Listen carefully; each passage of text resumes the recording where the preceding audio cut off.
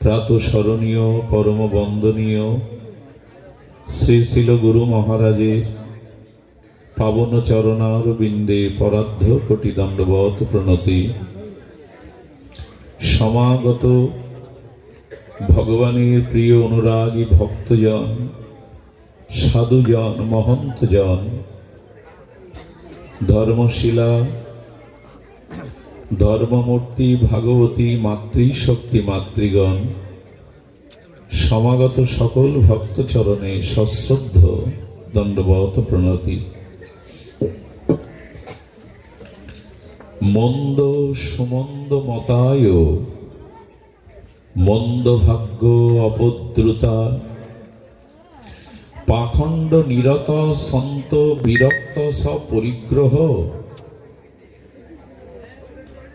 ভক্তি কল্পতরু দেবর্ষিপাদ নারদ, শরণাতীত অতীতে এই কাল কবলিত অন্ধকারাচ্ছন্ন অজ্ঞানময় আমাদের বর্তমান সময়ের প্রেক্ষাপট তুলে ধরেছিলেন। বড় বিস্ময়কর, কত শরণাতীত অতীত হতে এই কথা বলে গেছেন নারদজি। কি বললেন? মন্দ বর্তমান সময়ে চারিদিকে যেটি আমরা অবলোকন যদি করি, অনুভূতির দ্বারা বিচার করি, তবে কোথায় যেন আমাদের একটা ক্ষয়ষ্ণু ভাব, একটা স্খলন, একটা পতন, অর্থাৎ মন্দ ভাব আমাদেরকে পেয়ে বসেছে। রজগুণ তমগুণের প্রাধান্যে মানুষের কামনা বাসনা প্রবৃত্তি ভোগ প্রবৃত্তি আসরিকতা এত বৃদ্ধি পেয়েছে, এ দেবর্ষিবাদ নারদ বললেন চারিদিকে অসার আর মন্দই দেখতে পাচ্ছি। মন্দ কেন তিনি বলছেন? কারণ ভালো যে চারটি সত্তা, ধর্মের যে চারটি স্তম্ভ, এই ব্যাসপীঠটা নির্মাণে চারিদিকে চারটি খুঁটি দিয়ে এই ব্যাসপীঠটা স্থায়ী করা হয়েছে। ওই খুঁটির ওপরে, ভিতের ওপরে অবলম্বন করে এই ব্যাসপীঠটা টিকে আছে। তেমন মঙ্গল বা কল্যাণ বা ধর্ম চারটি তত্ত্বের উপরে প্রতিষ্ঠিত পায়। সেই চারটির এখন বড় অভাব। একটি গাভী মায়ের চারটি পায়ের উপরেই তো গোমাতা, গাভী মাতা দাঁড়িয়ে থাকে, বিচরণ করে, কিন্তু তিনটি পা যদি ভেঙে দেওয়া হয়, ওই গাভী মাতা যেমন স্বাভাবিকভাবে বিচরণ করতে পারে না, দাঁড়াতে পারে না, ঠিক তেমনি ধর্মের যে চারটি স্তম্ভ তা প্রায় সব ভেঙে পড়েছে। এই জন্য বললেন মন্দ। এত অনুষ্ঠান, এত লোকারণ্য দেখলে কি হবে? এত যাগযজ্ঞ, মঠ মন্দির, তীর্থযাত্রা, পুণ্যকর্ম করলে কি হবে? দেবর্ষিবাদ বলেছেন চারিদিকেই মন্দ, কারণ বর্তমানে যে জিনিসটার সব থেকে অভাব সেটি হলো সত্য। মানুষের অনুষ্ঠান আছে, মন্দির আছে, সত্যের বড় অভাব। সত্য কাকে বলে? কায় মনোবাক্যে, অর্থাৎ শরীর দিয়ে, বাক্য দিয়ে, মন দিয়ে যেটা দেখেছি, যেটা উপলব্ধি করেছি, সেটি অপরের মঙ্গলের জন্য বেশি বা কম না করে ততটুকুই বলাটার নামই সত্য। যেটা আমি দেখেছি, অনুভব করেছি, কায় মনোবাক্যের দ্বারা অপরের অহিতের চিন্তা না করে, হিতের চিন্তা করে, কম বা বেশি না করে, কারো বিরাগ ভজন, কারো প্রিয় ভজনের ইচ্ছা না রেখে কোনো কিছু প্রকাশ, নামের নাম সত্য। আর যার জীবনে সত্য নেই তার জীবনে ধর্মও নেই। আর সব থেকে বড় অভাব, মানুষ পিতামাতাকেও মিথ্যা বলে। বর্তমান প্রজন্ম, আমাদের মতো যারা আগেকার দিনে অন্যায় করলেও মাকে গিয়ে সন্তান খুলে বলতো, এখন পিতামাতাকেও মিথ্যা বলা শুরু করেছে আপন সন্তানগণ। যেখানে সত্য নাই সেখানে আছেটা কি? প্রযুক্তি, উন্নতি, রাস্তাঘাট পাকা করা হয়েছে যাতে লক্ষ্যে আমরা দ্রুত পৌঁছাতে পারি। আমাদের লক্ষ্যবস্তুতে যেখানে আমাকে গন্তব্য সেখানে পৌঁছানোর জন্য সরকারি যোজনায় রাস্তাঘাট পাকা হয়েছে, কিন্তু মানুষ ভগবানের কাছে ফিরে যাবে সেই যে রাস্তা, যার নাম সত্য, সেই রাস্তা তৈরি হয়নি।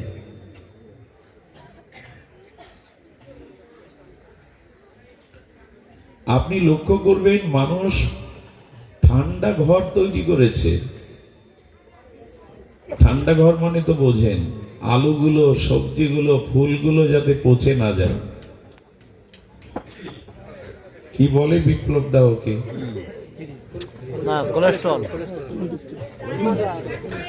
কোলেস্টেরল বা হিমাগার বা ঠান্ডা ঘর যাই বলুন, তো সেগুলো কেন নির্মাণ হয়েছে? যাতে বস্তুগুলো পচে না যায়, নষ্ট না হয়, বেশি দিন টিকে থাকে। কিন্তু মানুষগুলো যে অসত্যের দ্বারা নষ্ট হয়ে যাচ্ছে, পচে যাচ্ছে, মানুষের মনুষ্যত্ব, মানবতা, তা রক্ষা করার মেশিন আবিষ্কার হয়েছে। দুটো শাকসবজি, আলু যাতে পচন না ধরে ঠান্ডা ঘর করা হয়েছে, অথচ সত্য নেই, দয়া নেই, মানুষগুলো যে পচে নষ্ট হয়ে যাচ্ছে সেগুলো রক্ষার মেশিন কবে হবে? তা হয়েছে। মানুষ সমুদ্রের তলের খবর রাখে, মানুষ এখন চাঁদের খবর অনেক পুরানো, মঙ্গল গ্রহে কিভাবে জীব বসবাস করতে পারে এ খবরও রাখে। গ্রহ নক্ষত্র সৌরমণ্ডলকে চষে বেড়াচ্ছে মহাকাশ, শুধু খবর রাখে না নিজের যে আমি কে, আমি যে ভগবানের অংশ, আমি যে সৃষ্টির শ্রেষ্ঠ মানুষ, এই খবর সে রাখে না। একটু কথা কম বলুন, আমি অনেক শরীর খারাপ নিয়ে চলে এসেছি, ডাক্তারের নির্দেশ কথা না বলার মতো, কফ বসে গিয়ে টনসিল ফুলে গেছে, একটু কৃপা করুন। কথা বলবার সামর্থ্য নয়, কিন্তু আপনাদের পরিবেশ যদি করুণা হয় কিঞ্চিত হয়তো প্রকাশ হতে পারে। যে কথা বলছিলাম, নারদ বলছেন মন্দ সুমন্দ মতয়া। দেখুন এখানে মন্দ বলছেন মানে সত্য নেই। মানুষের মনুষ্যত্ব, মানবতা, আদর্শকে পচে যাচ্ছে, ক্ষয় হয়ে যাচ্ছে, তাকে রক্ষা করার মেশিন নাই। আশ্চর্য হতে হয়, ঘের এলাকা যেগুলো মাছের ঘের, বিদেশ থেকে গবেষক আনা যায় যে চিংড়ি মাছকে গ্রেড করা যায় কিভাবে, কাঁকড়া মাছকে কি করে গ্রোথ বা গ্রেড করা যায়, যে একটা মানুষ যাতে প্রকৃত মানুষ হয় সেজন্য গবেষণা নেই।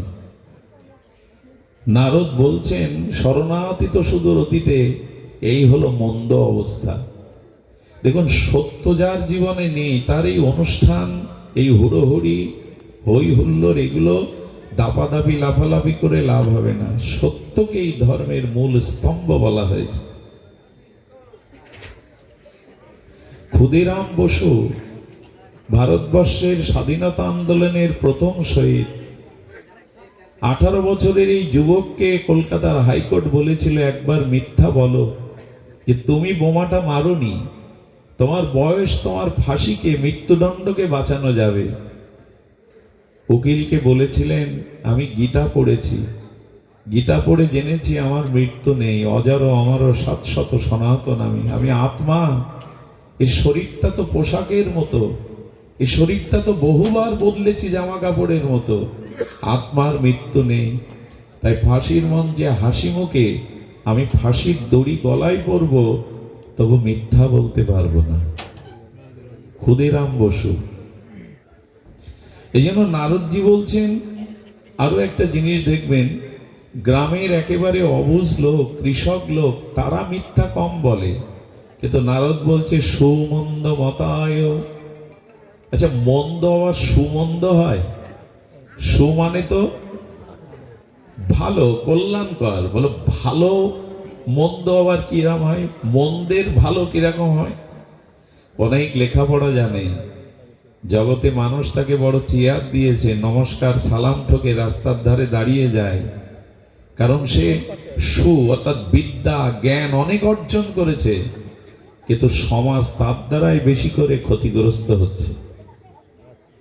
সাধারণ গ্রামের মানুষ কত ক্ষতি করতে পারে রাষ্ট্রের, সমাজের মানুষের, যারা দিন আনা দিন খাওয়া সাধারণ অজ্ঞ মানুষ, যারা সরল কৃষক, এরা জাতির কি ক্ষতি করবে, সমাজের রাষ্ট্রের কি ক্ষতি করবে? বলেন সুমন্দ। যারা অনেক জাগতিক দৃষ্টিতে পদ প্রতিষ্ঠা ডিগ্রি শিক্ষা অনেক উপরে, তারাই ওই অর্থাৎ সুস্থানে থেকেও সুউচ্চ শিক্ষা লাভ করেও তারা মানুষের মন্দ করছে। কেমন জানেন? অপরাধ নেবেন না, আমি সবার কথা বলছি না, ব্যতিক্রম তো আছে। ডাক্তাররা মেডিকেলে পাশ করার পরে শপথ নিতে হয় যে মানব সেবায় আমার ব্রত।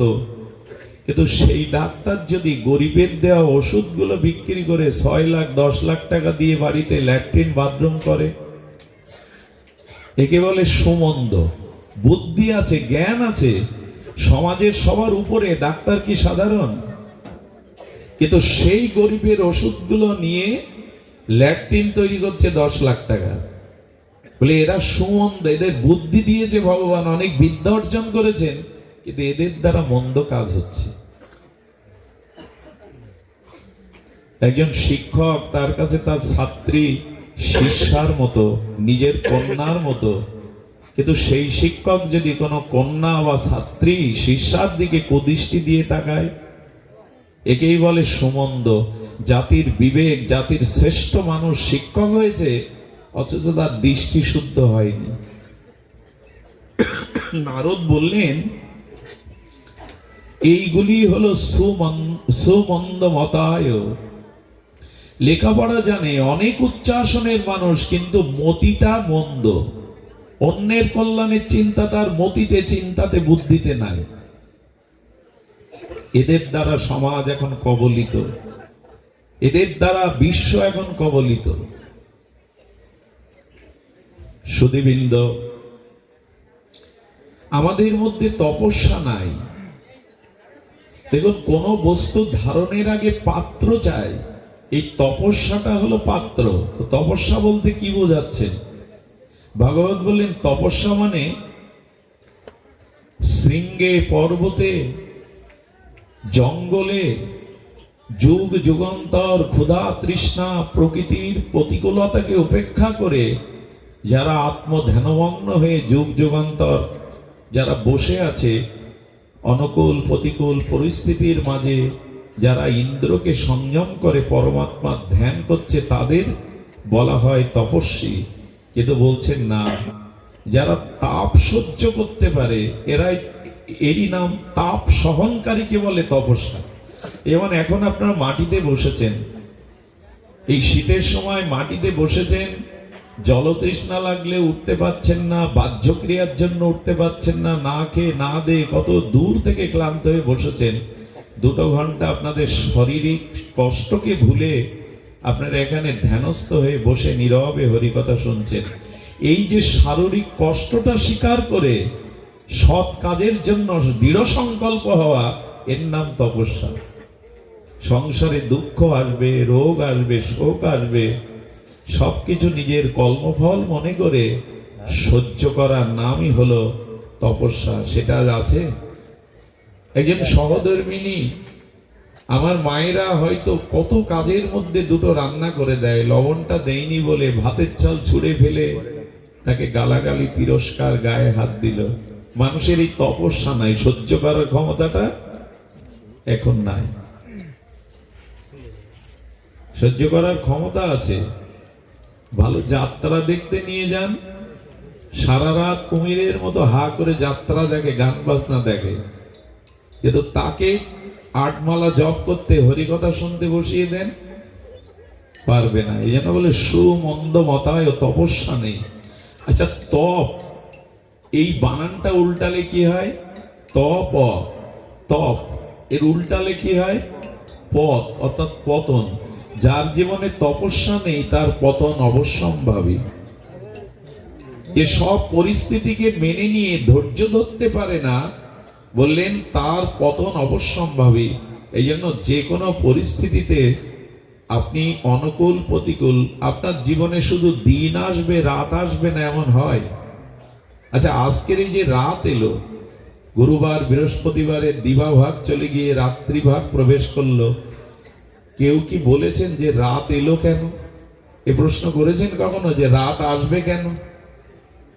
একটু কথা বলুন, করেন কেউ এই প্রশ্ন?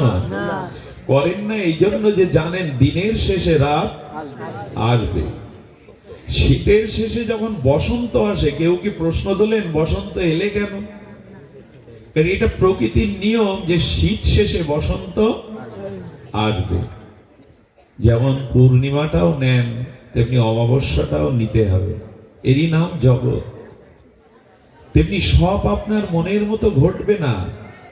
তাই আমার কর্মফল অনুযায়ী আমার জীবনে রোগ শোক জরাব্যাধি অপমান যা কিছু আসছে, সেটুকু তপস্যার মতো, অর্থাৎ ভগবানের কৃপা মনে করে কর্মফলকে মুক্ত হওয়ার জন্য আমাদের এই তাপ সহ্য করা যায়, একে বলে তপস্যা। এটা এখন কমে গেছে। আগেকার দিনে গাড়ির ভিড়ের মধ্যে কারো গায়ে পা লাগলে জিহ্বা কেটে বড় হলে প্রণাম করত, ছোট হলে একটা আদর করত।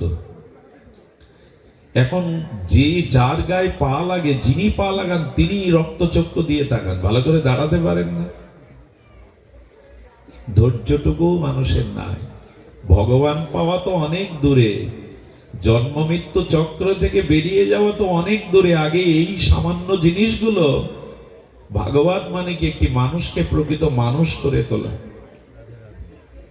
আমাদের ভিতরে শৌচতা নেই। শৌচতা মানে পবিত্রতা। এগুলি ধর্মের স্তম্ভ। এগুলি না করে যাগ যজ্ঞ অমুক তমুক তীর্থ পর্যটন দান ধ্যানে কাজ লাগবে না। এইগুলো হলো ধর্মের মূল স্তম্ভ। সত্য, তপস্যা, শৌচ। শৌচ মানে শুচিতা। আর এই শুচিতা দুই প্রকারের। পবিত্র বস্ত্র পরিধান করা, স্নান আদি কৃত করা, যে যে সম্প্রদায়ের দীক্ষিত সেই সেই মালা তিলকগুলো ধারণ করা, ব্যবহারে সৌজন্যতা, এগুলি বাইরের শুচিতা। আর ভেতরের শুচিতা কোনটা? বাইরে নাকি কাপড় পরে আমরা শুদ্ধ বিধৌত বস্ত্র পরলাম, তিলক মালা নিলাম, আসমনীয় জল নিয়ে ওং বিষ্ণু বলে ওং অপবিত্র পবিত্র বা সর্ববস্তাঙ্গত বিবাহ যৎ সারেত পুণ্ডরিকাক্ষ সবাজ্জভ্যন্তর সূচি, এ মন্ত্র হয়তো বললাম, কিন্তু ভেতর সূচি হবে কি করে? বাইরে নাই সূচিটা এলাম, কিন্তু ভেতরটা সূচি হবে কি করে? বলেন বাহ্যভ্যন্তর দুটোই শুদ্ধ হতে হবে, না হলে তোমার জীবনে ধর্ম আসবে না, কল্যাণ আসবে না, ভগবত ভক্তিও আসবে না। ভেতরের সুচিতাটা কি? না কারো উন্নতি দেখে, কারো কল্যাণ দেখে, কারো মঙ্গল দেখে তোমার হৃদয়ে যেন জ্বালা না হয়। এই যদি কারো কল্যাণ মঙ্গল উন্নতি দেখে তোমার হৃদয় জ্বলতে থাকে, ওই হৃদয়ের কোনোদিন শুদ্ধ হবে না। এই মাৎসর্য দোষ যার হৃদয়ে আছে, তার হৃদয় কোনো জন্মেই শুদ্ধ হবে না। দেখুন, মাৎসর্য এই শব্দটা সংস্কৃতি, আর হিন্দিতে মশাকে বলে মৎসর। মাৎসর্য মৎসর শব্দটা একই রকম শোনা। এক আচার্য বলেছিলেন, সারাদিন আপনি কষ্ট পরিশ্রম কায় ক্লেশ করে কষ্ট করবেন, পরিশ্রম করবেন, মশা তখন আপনার পাশে লাগে না। এই পরিশ্রম করে যখন একটু রাত্রে বিশ্রাম নিতে গেলেন, একটু নিজের শ্রান্তির বিশ্রাম নিতে গেলেন, তখন কানের কাছে এসে আপনার সুখের যে নিদ্রাটা নষ্ট করে দেয়। তো বলে মাৎসর্য দোষ এই যেমন, কেউ যখন ভালো আছে, উন্নতি করছে, কল্যাণ করছে, তখন আমাদের হৃদয়ে জ্বালা হয়, আমরা তাকে শান্তিতে থাকতে দেই না। বলেন এই যে হৃদয়ে কারো উন্নতি, কারো কল্যাণ, কারো মঙ্গল থেকে জ্বালা হওয়া, এ যদি থাকে তো আপনার ভেতর কোনো কালেই শুদ্ধ হবে না।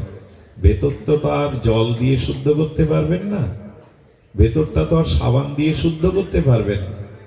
আর একটা কথা বলি, যখন ঠাকুর ঘরে গিয়ে জপ আহ্নিক করেন, তখন বাইরের কোনো যে পোশাকটা মলমূত্র ত্যাগ করেন, অন্য কাজে ব্যবহার করেন, আহ্নিক বা ঈশ্বর আরাধনার সময় ওই পোশাকটা পরতে নাই। গরিব হোক, একটা থান থাকুক, এটা কম দামের বস্ত্র থাকুক সুতার, কিন্তু সেটা যেন বাইরের কোনো কাজে ব্যবহার। যে কাপড় পরে ল্যাট্রিনে গেলাম, বাথরুমে গেলাম, ওই দিয়ে আবার সন্ধ্যা ধরাতে ঢুকলাম, আহ্নিক করতে বসলাম, এতে শুচিতা ব্যাহত হয়। এই জন্য বাইরের যেমন শুচিতা দরকার। কিছু মানুষ আছে কি বলে জানেন, আরে এইসব কথা রাখো, মন ঠিক থাকলে হলো। খুব সহজ। একদল মানুষ আছে যারা স্নান আদি বা বাইরের শুদ্ধতা ধার ধারে না, তারা মুখে বুলিয়া ওড়ায় মন শুদ্ধ হলেই হলো। অর্জুনের সামনে ভগবান কৃষ্ণ, যিনি অর্জুনের রথের সারথি, সেই বলছে চঞ্চলাহি মনকৃষ্ণ, আমার মন বায়ুর থেকেও আরো প্রবল নিয়ন্ত্রণ। অর্জুন মন নিয়ন্ত্রণ করতে পারছেন, আর আপনি মুখে বলে দিলেন মন ঠিক থাকলে হলো। মন ঠিক থাকা খুব সহজ কথা।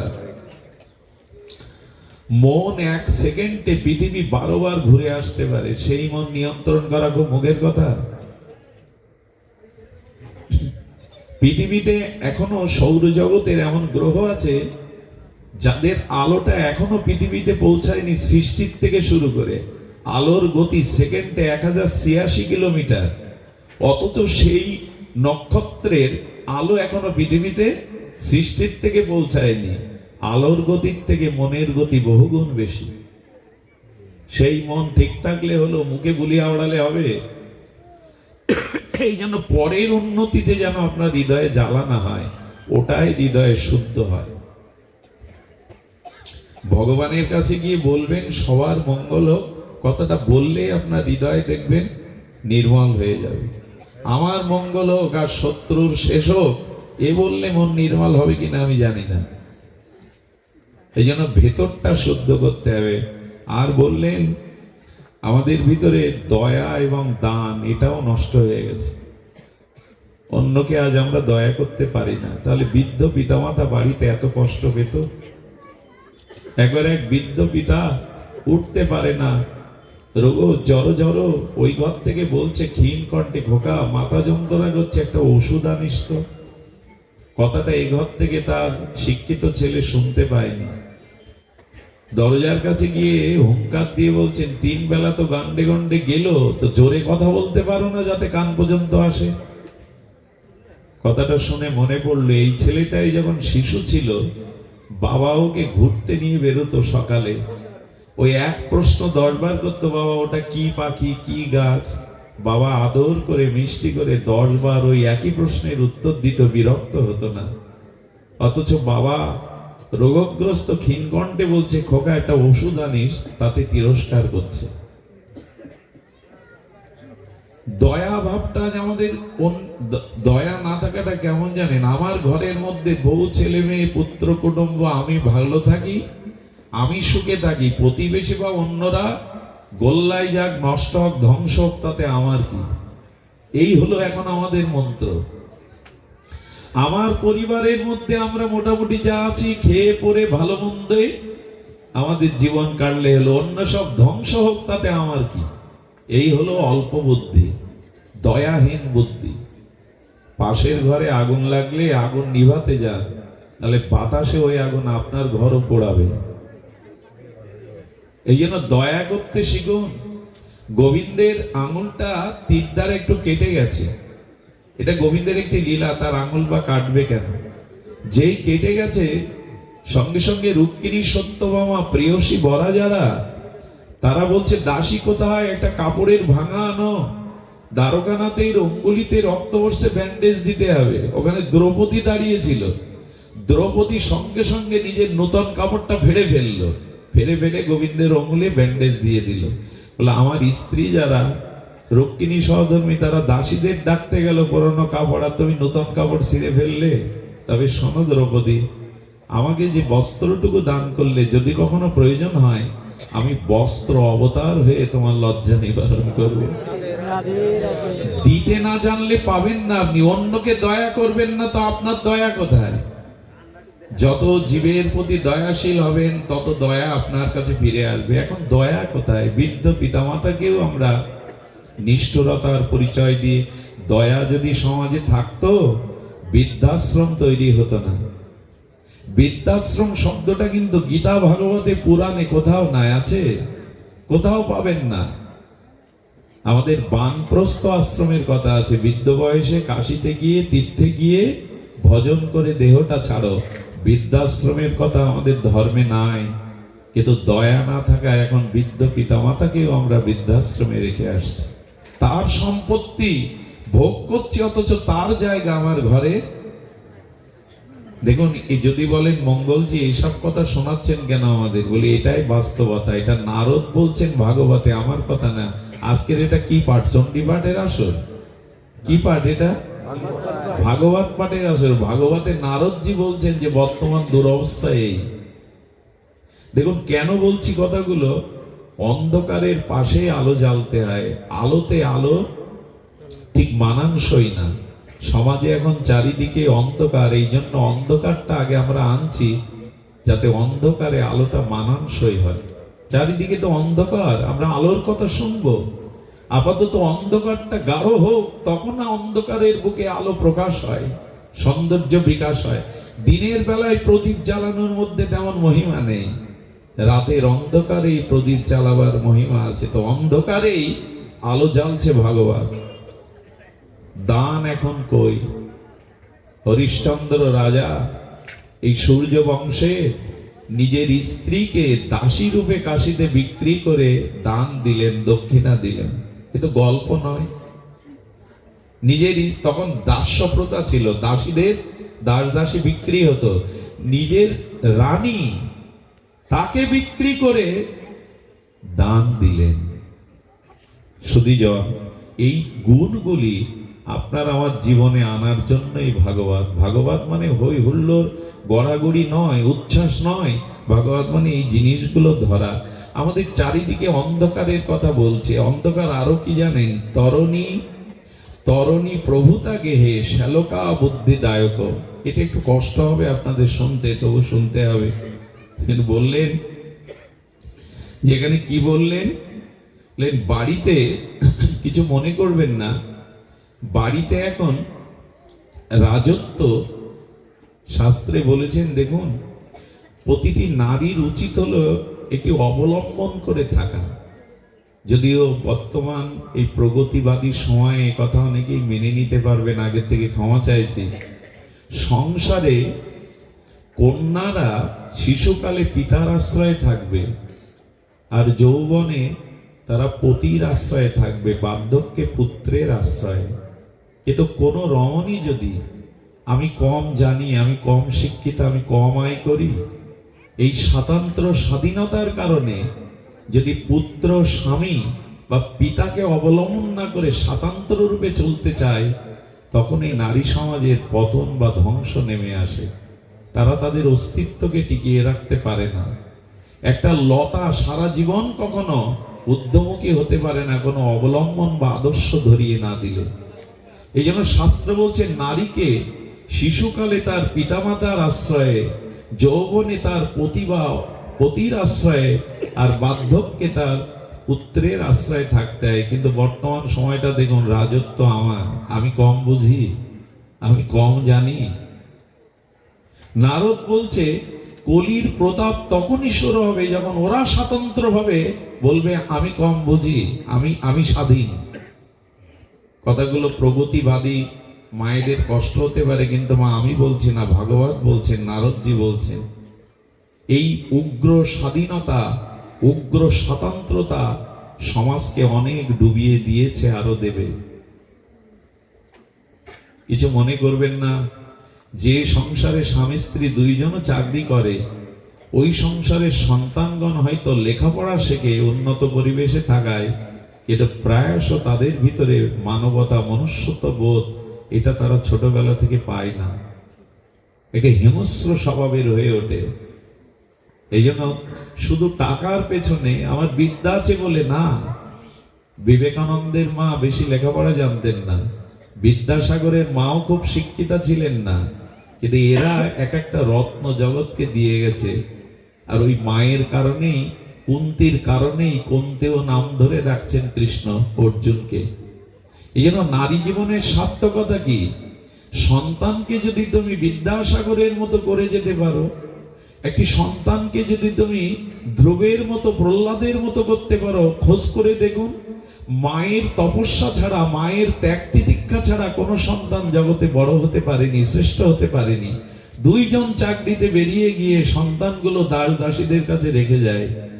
শুধু টাকা প্রয়োজন, পদ প্রতিষ্ঠা প্রয়োজন। আমার মৃত্যুর পর এই বংশকে ধরে রাখবে, আমার মৃত্যুর পর পূর্বপুরুষকে উদ্ধার করবে, তারা যদি ধার্মিক আদর্শবান না হয়, চরিত্রবান না হয়, এই বংশকেই তো তারা নরকে ডোবাবে। ড্রাগ কারা নেয়? সমাজে ড্রাগ আসক্ত কারা?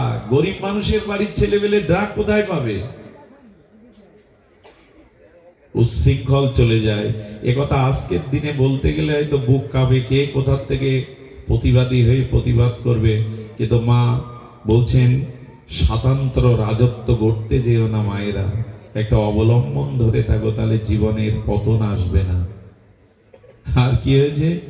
নারদজি বললেন, নিজের আপন সহোদর ভাইয়ের পরামর্শ নেয় না। কার পরামর্শ নেয় জানেন? শ্যালকের। শ্যালক মানে বলেন তো, নিজের বড় ভাইয়ের পরামর্শ মানুষ নিতে চায় না। শ্যালক মানে কি বলে আপনাদেরকে? স্ত্রীর ভাই, ওর পরামর্শ নেয়। আর এই শালার পরামর্শ নিতে গিয়ে পুরো কৌরব বংশ ধ্বংস হয়ে গেল। শকুনির কথা মনে আছে আপনাদের? এক শকুনির পরামর্শ নিতে গিয়ে পুরো কৌরব বংশটাই ধ্বংস হয়ে গেল। যুধিষ্ঠিরের মতো ভাইয়ের কথা দুর্যোধন শোনেনি।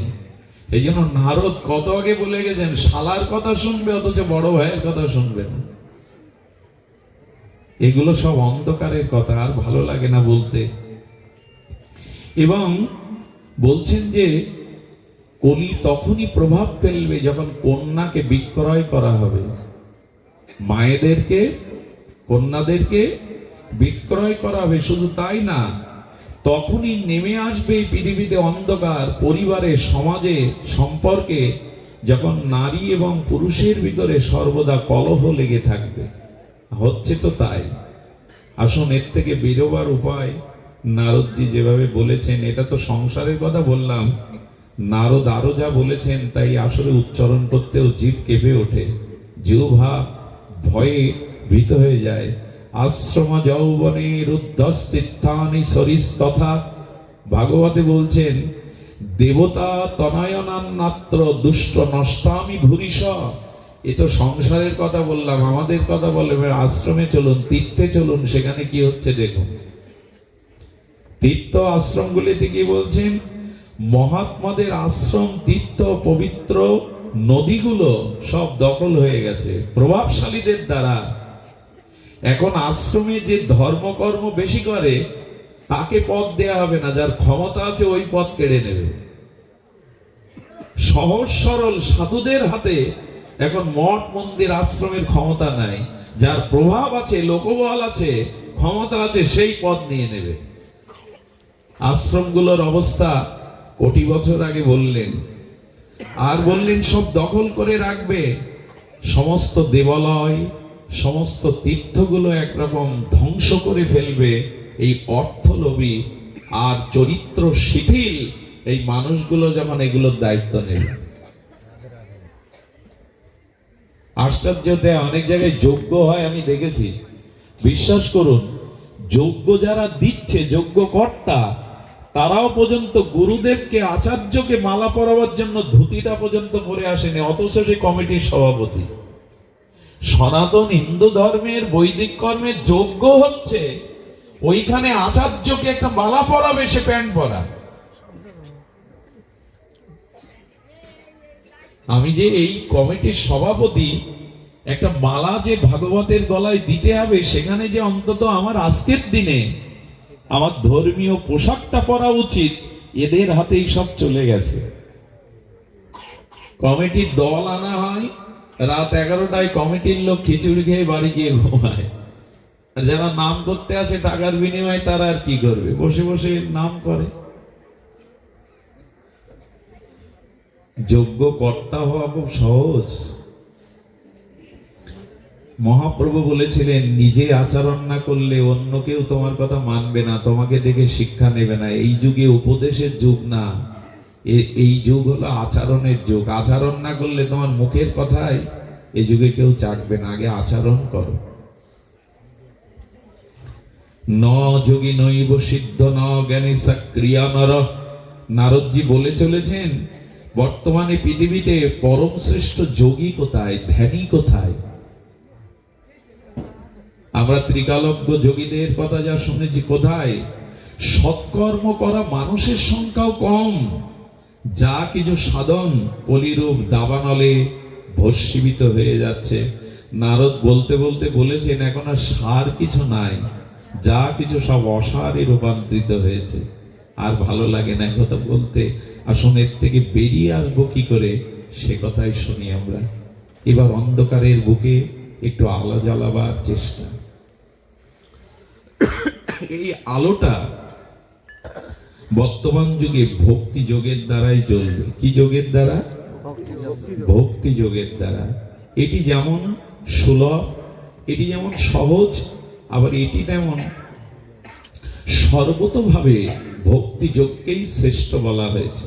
একটু ধ্যান দিয়ে শুনুন, ভক্তি কাকে বলে, ভক্তি স্বরূপ কি, ভক্তি কি করে প্রাপ্ত হওয়া যায়, এই তিনটির প্রশ্নের উত্তর সংক্ষিপ্ত আলোচনা করে বিশ্রাম রাখবো।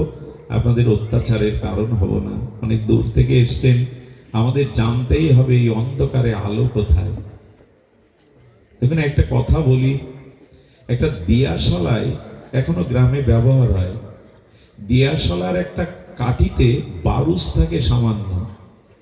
আচ্ছা, ওই দিয়াশালার কাঠিটা একটা জলে ফেলে দিলেন, জলের পাত্রে ফেলে দিলেন, নষ্ট হলো কিনা? ওই বারুস আর জ্বলবে না।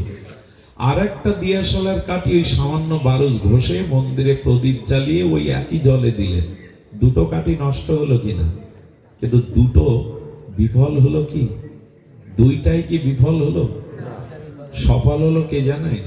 ওই বারুসটা যে কারণে ওখানে সংযোগ করা হয়েছিল, সেই কাজটা সম্পন্ন করেই নষ্ট হলো। আগেরটাও তো নষ্ট হলো, এটাও একই জলে নষ্ট হলো, কিন্তু সার্থক হলো যে ওইটুকু প্রদীপ জ্বালাবার জন্য ওর ক্রিয়াটা করে তবে নষ্ট হলো। তেমন মনুষ্য জীবনটা তখনই, এ দেহ তো যাবেই, রাজারও যাবে, ভিখারিরও যাবে, সাধুরও যাবে, অসাধুরও যাবে, এ প্রপঞ্চে মিশে যাবে মাটির দেহ, কিন্তু সেই মনুষ্য জন্মটা সার্থক যে যাওয়ার আগে একটু ভগবানকে ভক্তি যোগের দ্বারা ভালোবেসে গেল। যার ভক্তি জ্বলে উঠল সেই সার্থক। আমরা তো নিভে যাবই, আমরা তো নিভে যাবই, কিন্তু না, এই নিভে যাওয়ার আগে, এই দেহ পতনের আগে একটু ভক্তির আলো জ্বালুন, যাতে নিজেও মৃত্যুর পরে যাতে অন্ধকার পথে না গিয়ে আলো পান, আর অন্য মানুষও যাতে আপনার দ্বারা আলো পায়। এই আলোটাই ভক্তি যোগ।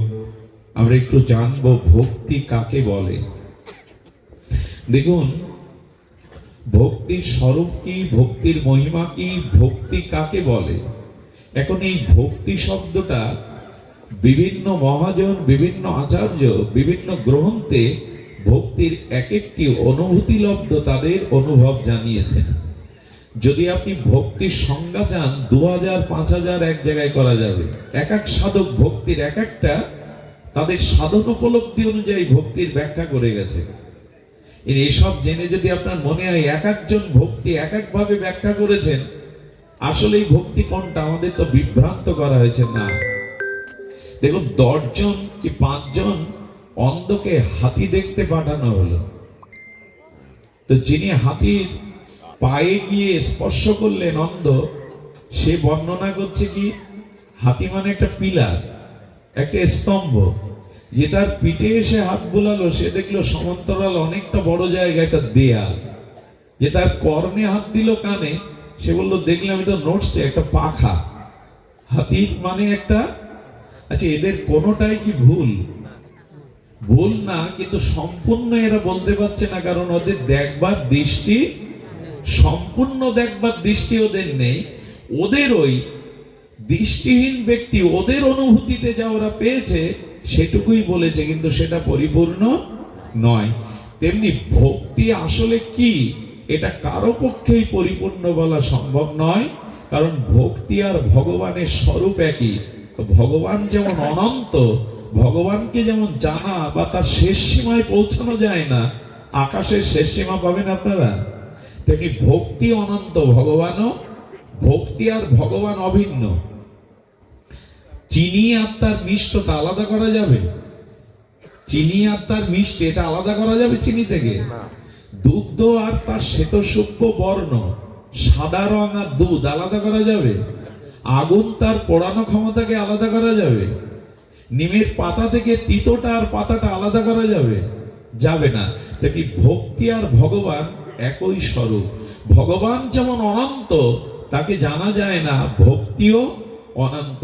তাই যে যে সাধক সাধনার দ্বারা, অপরোক্ষ অনুভূতির দ্বারা ঈশ্বরের ভক্তিকে যে রূপ জেনেছেন, তারা তাদের গ্রন্থে সেই রূপ ভাবে বর্ণনা করেছেন। কোনোটাই ভ্রান্ত নয়, কোনোটাই মিথ্যা নয়, আবার এটাই যে ভক্তির শেষ সংজ্ঞা তাও নয়। এখন আসুন ভক্তির সংজ্ঞা কিভাবে দিয়েছে, এর মাধ্যমে আমরা জানি প্রকৃত ভক্তি কি। প্রথমেই বলবো, আমাদের বেদ ভগবান গোপাল তাপনী উপনিষদে বলেছেন, ভক্তি রস রাস নামাইব আস্বাদনা চমৎকারিত রস। অর্থাৎ ভক্তি বলতে গোপাল তাপনী বেদ ভগবান বলেছেন, ভক্তি মানে রস, ভক্তি মানে আনন্দময় রস। এর একটু ব্যাখ্যা করি। রস জগতেও আছে, আর ভক্তিও হলো ভগবানের নির্মল আস্বাদ্য চমৎকারিত্ব রস। জগতের কোন রসে প্রকৃত আত্মতৃপ্তি হয় না। আচ্ছা আমি একটু বলি, কোন পুরানো সাহিত্য সামাজিকের চিত্তে একটা সাহিত্য গ্রন্থ, গল্পের গ্রন্থ কতবার পড়লে সাহিত্যের রস পাবেন আপনি? 100 বার পড়ার পরে ওর থেকে আর রস পাবেন? আচ্ছা কোন সাহিত্য দিয়ে সিনেমা তৈরি হলো, তো সিনেমা আপনি 5 বার দেখুন, 10 বার দেখুন, 15 বার ভালো লাগবে একই সিনেমা? জাগতিক যে রস, রসগোল্লা আপনার সামনে এখন 1 গামলা দেয়া হোক, 100টা দেয়া হোক, 10টা পর্যন্ত 20টা পর্যন্ত ভালো লাগলো, তারপর রস ভালো লাগবে? স্ত্রীকে বিয়ে করে বাসরাতে বলেছিল, তুমি আমার কাছে স্বর্গের অশ্বরা সম, তোমার মতো সৌন্দর্য আমি কারো মধ্যে পাইনি। অথচ 2 বছর যেতে পারে না, বলে তোমার মুখ দেখতেও আমার ইচ্ছা করে না। এই রস থাকে? জগতের কোন রস স্থায়ী হয় বাবা? নিত্য নিরন্তর ওই রসের আস্বাদন বাড়ে না কমে? একটু কথা বলুন। কমে। জগতের কোন রসের আস্বাদন নিত্য নিরন্তর বাড়ে না। সে জিলিপির রস, সন্দেহের রস কতক্ষণ? প্রতিদিন পারবেন তো রসগোল্লা খেয়ে বেঁচে থাকতে? সুধীজন, যে রস ধীরে ধীরে আস্বাদন থেকে বিরত হতে হয়, যে রস ধীরে ধীরে যে রসের আনন্দ থেকে বঞ্চিত হয়, যে রস ধীরে ধীরে ম্লান হয়ে যায়, যে রস ধীরে ধীরে বিষময় হয়ে যায়, সেই রস ভক্তি নয়। কিন্তু ভক্তি রস এমন, যা কোটি কোটি জন্ম নিত্য নিরন্তর আস্বাদন করলে ধীরে ধীরে নিত্য নবায়ন ভাবে বেড়ে যায়, তারই নাম হলো ভক্তি। ভক্তি রস এটা অনন্ত জন্ম ধরে যদি পান করেন, ভগবানের নাম রূপ লীলা, ভগবানের লীলা চিন্তন, এই যে ভজন যুগ ভক্তি রস, এটা নিত্য নিরন্তর বেড়ে যায়। বলে কেমন বেড়ে যায়? বলো, ভক্তের ভক্তি যত বাড়ে রস তত বেড়ে যায়। এই জন্য প্রেম ভক্তিতে পূর্ণিমা নাই। ভক্তিতে কি নাই? আচ্ছা পূর্ণিমার চাঁদ পরের দিন আরো বাড়ে তো? পূর্ণিমার পূর্ণ চন্দ্র পরের দিন আরো বাড়ে তো? কি হয় মা? ক্ষয় হয়। আমাদের রূপ ক্ষয় হয় কিনা? কিন্তু ভক্তির রস ধীরে ধীরে বাড়ে। কত পর্যন্ত বাড়ে বললো, তার কোনো সীমাই নেই। ভক্তের ব্যাকুলতা যত বাড়বে, ভক্তির রস তত। বলে বাড়িতে নাই ঠাই। মহাপ্রভু বললেন, নিত্য নবায়ন আস্বাদনময় এই রস কোথায় যাবে? কোটি কোটি যুগ যুগান্তর এই ভক্তি রস আস্বাদন করেও ভক্তিমান ভক্তের পিপাসা মেটে না। নিত্য নিরন্তর রস বৃদ্ধি পায়। সুধীবৃন্দ, পুরীধামে লক্ষাধিক ভক্ত জগন্নাথকে দেখতে চায়। জগন্নাথের চোখ বড় বড়, হাত নেই, তাই না? পা দুটো, চরণ ভালো নেই, তো 30 লক্ষ লোক রথে টানতে যায় কেন? এটা কাঠের মূর্তি হলে, সাধারণ মূর্তি হলে 30 লক্ষ লোক দেখতে যেত? বলে ওর ভিতরে ভগবানের স্বরূপ ওটা। ওকে যত দেখা যায়, যত আস্বাদন করা যায়, তত তৃষ্ণা বেড়ে যায়। কেমন জানে রস? মহাপ্রভু গরুর স্তম্ভের নিচে দাঁড়িয়ে আর দেখছেন জগন্নাথকে। একটু ধ্যান দিয়ে কথাটি শুনুন। গরুর স্তম্ভের পাশে দাঁড়িয়ে দেখছেন কেন মহাপ্রভু? জগৎকে শিক্ষা দিলেন, যদি ভগবানের ভক্তি আস্বাদন করতে চাও তবে ভক্তের চরণের পাশে দাঁড়াও। ভক্তই তোমাকে এই ভক্তি রস দিতে পারে। দেখুন, একটা কথা বলি এই পরিসরে, ভক্তি পেতে গেলে ভগবানের কাছে কেউ যাবেন না। ভক্তি ভগবানেরই স্বরূপ, অথচ ভগবান ভক্তি আপনাকে দিতে পারে না, আজ পর্যন্ত কাউকে দেয়নি। ভক্তি দেবে ভক্ত, এটা খুব মন দিয়ে শুনতে হবে। আচ্ছা, পিতৃভক্তি মাতৃভক্তি কাদের কাছে থাকে? পিতামাতার কাছে না সন্তানদের কাছে? সন্তানদের কাছে। পতিভক্তি কার কাছে থাকে? পতির কাছে না স্ত্রীর কাছে? স্ত্রীর কাছে। গুরু ভক্তি গুরুর কাছে না শিষ্যের কাছে? তেমন ভগবত ভক্তি ভগবানের কাছে না ভক্তের কাছেই থাকে। পদ্ম ফুল ফুটে আছে, প্রস্ফুটিত পদ্ম ফুলের মধ্যে মধু আছে, আপনি চেয়ে মধু পাবেন পদ্মের কাছে? মধু তো পদ্মের, চেয়ে পাওয়া যাবে? আচ্ছা, পদ্মকে যদি চেয়ে মধু না পান, পদ্ম ফুলটা ছিঁড়ে পাপড়িগুলো নিগড়ান, এক বিন্দু মধু পাবেন? পদ্মের মধু, অথচ পদ্ম আপনাকে দিতে পারবে না, নিগড়ে বের করতে পারবে না। পদ্মের আস্বাদ্য মধু পেতে গেলে মধুকর মৌমাছির চাকে যেতে হবে। ওরা ওখানে কি করেছে? মধু চক্র তৈরি করে রেখেছে। পদ্ম বা ফুলের মধু পেতে গেলে তোমাকে মধুকারের মৌচাকে যেতে হবে। তেমন ভক্তি ভগবানেরই স্বরূপ। ভক্তি ভগবানেরই স্বরূপ পেতে, এটা ভগবান ভক্তি দেবে না। ভক্তি পেতে গেলে ভক্তের কাছে যেতে হবে, কারণ ভক্তের হৃদয়টা হলো ভক্তির মধুচক্র। ভক্ত হৃদয়ে ওই ভক্তিটাকে সঞ্চয় করে রেখেছে ভজন করতে করতে। তাই যদি কেউ ভক্তি চাও, 3টি জিনিসের দ্বারা পাবে। শুদ্ধ ভগবানের প্রিয় ভক্তের চরণ ধুলি মাখতে হবে, না হলে তাদের চরণ জলকে পান করতে হবে, না হলে তাদের অধরামৃত উচ্ছিষ্টকে মহাপ্রসাদ রূপে ফেলালাভ রূপে নিতে হবে, তবেই ভক্তি হবে। ভক্ত চরণ ধুলি, ভক্ত পদজল, ভক্ত ভক্ত অবশেষ 3 সাধনার বল। এই জন্য ভক্তি ভক্তের কাছে, ভগবানের কাছে নাই। এই জন্য ভগবান দেখিয়ে দেন, মহাপ্রভু গরুর স্তম্ভের, গরুর তো ভগবানের প্রিয় ভক্ত, ওর চরণে বসে জগন্নাথ দেখছে। এদিকে ধ্যান দিন, যাওয়ার সময় ধুলি নিয়ে যাবেন, তবে যুক্তি তর্ক আনবেন না। খালি পায়ে এসেছে এইসব লোকের পায়ের ধুলো, যে এই যুক্তি নিতে গিয়েই তো সব শেষ হয়ে গেল। এত এত যুক্তি, এত এত পরিচ্ছন্ন। এখন কত কি সিস্টেম এসেছে, করোনা আটকানো। ওই 100 বছর আগে তো এত ভয়াবহ, এত তুমি সাফসাফাই থাকো, এত পায়ে মোজা দাও, এত পা ঘষে উপরে ওঠো, এত কিছু মাখো, করোনা আটকানো যায়নি কেন? খুব যুক্তি আমাদের। পায়ের ধুলোয় অমুক আছে তমুক আছে। বিশ্বাস ছাড়া এই জগতে কিছু, শ্রদ্ধা ছাড়া এই জগতে কিছু পাবেন না। অন্তত ওই যুক্তিটা এই রাজ্যে খাটবে না। মার কাছে প্রশ্ন করায়, মা আমার বাবাকে, মা অঙ্গুলি তুলে বলে দেয় এই তোর পিতা। এখানে যুক্তি তর্ক চাইলে মা যুক্তি তর্ক দিতে পারবে যে এই তোর বাবা? সব কাছে যুক্তি খাটাতে যাবেন না। বিশ্বাসটা যুক্তির দ্বারা ধ্বংস করবেন না, তাহলে ভক্তির স্পর্শ কোনোদিনই পাবেন না। আজকাল এইসব ঘটনা পড়ানো হয় না। সেই জটিলের কথা মনে আছে? জটিল মা বড় ভয় করে, বাবা নেই, আমার দাদা নেই, একা স্কুলে যায়, পথে ভয় করে মা। ওই সবাই বলে ওখানে ভয় আছে। মা বুকে জড়িয়ে ধরে বলল, রে ভয় নাই রে, ওই জঙ্গলে তোর এক দাদা থাকে, মধুসূদন দাদা। এ গল্প এখন আমাদের সন্তানদের পড়ানো হয় না। ওই বিশ্বাসেই জটিল বলে উঠলো, মধুসূদন দাদা আমার ভয় করছে, তুমি কোথায়? ভগবান দেখলেন আজ যদি আমি ওর কাছে না যাই তাহলে এক সরল মায়ের বিশ্বাস নষ্ট হয়ে যাবে। এই জন্য গোবিন্দ দাদা রূপ ধরে এসে প্রতিদিন তাকে স্কুলে, এই বিশ্বাসের জায়গাটা নষ্ট হয়ে গেছে। আমরা আজ বড় যুক্তি, সব কিছুতেই যুক্তি দরকার। যুক্তি না থাকলে বর্তমান সমাজ আপনাকে পেষণ করে মারবে, ঠকাবে আপনাকে। কিন্তু ভক্তি রাজ্যে খুব বেশি যুক্তি তর্ক, এ পথে পা পিছলে যাবে আপনার।